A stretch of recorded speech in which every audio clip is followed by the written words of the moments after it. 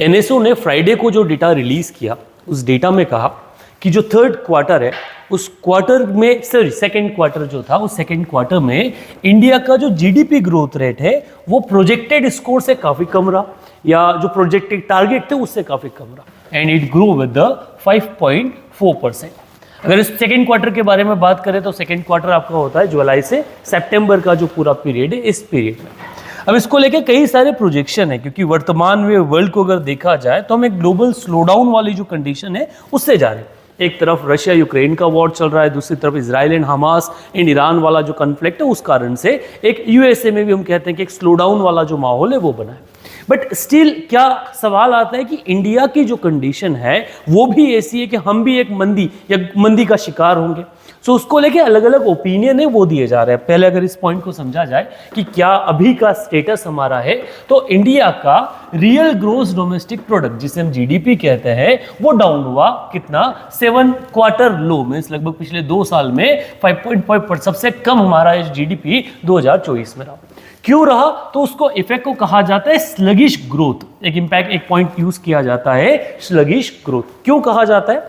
तो जब बड़े सेक्टर जो मैक्रो इकोनॉमिक सेक्टर्स हैं वो परफॉर्म न करे, जैसे आपका मैन्युफैक्चरिंग सेक्टर जो हुआ वो परफॉर्म न करे, या फिर ऐसे माइनिंग सेक्टर है वो परफॉर्म न करे, तो उस वाली चीज को बुलाता है स्लगिश इंपैक्ट।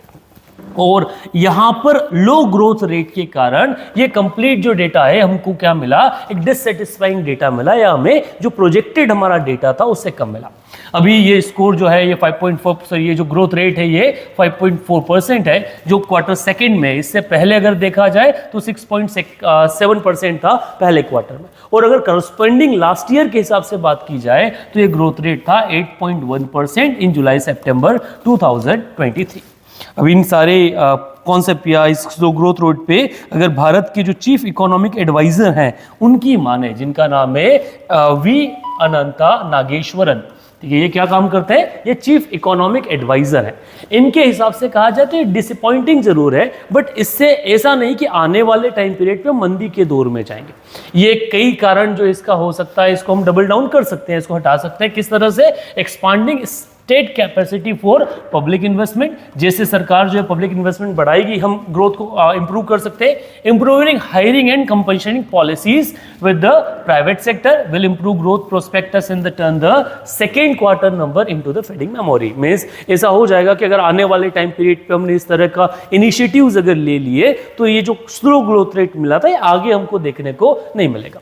अब ये जो बल्क स्लोडाउन था इसका एक अकेला कारण जो प्रीडोमिनेट है वो मैन्युफैक्चरिंग सेक्टर की ग्रोथ, जो लगभग जो भारत की जो जीडीपी है या ग्रोस वैल्यू एडेड जीवीए है उसका 17% है, और इसमें सिर्फ ग्रोथ रेट हुई 2.2% की, जो इससे पहले वाले क्वार्टर में 7% थी। सो मैन्युफैक्चरिंग में जो एक ग्रोथ रेट का डाउन हुआ वही सबसे बड़ा कारण है ये कंप्लीट ग्रोथ रेट में जो डिक्रीज हम लोग देख रहे हैं इस डिक्रीज का। सो अगर आने वाले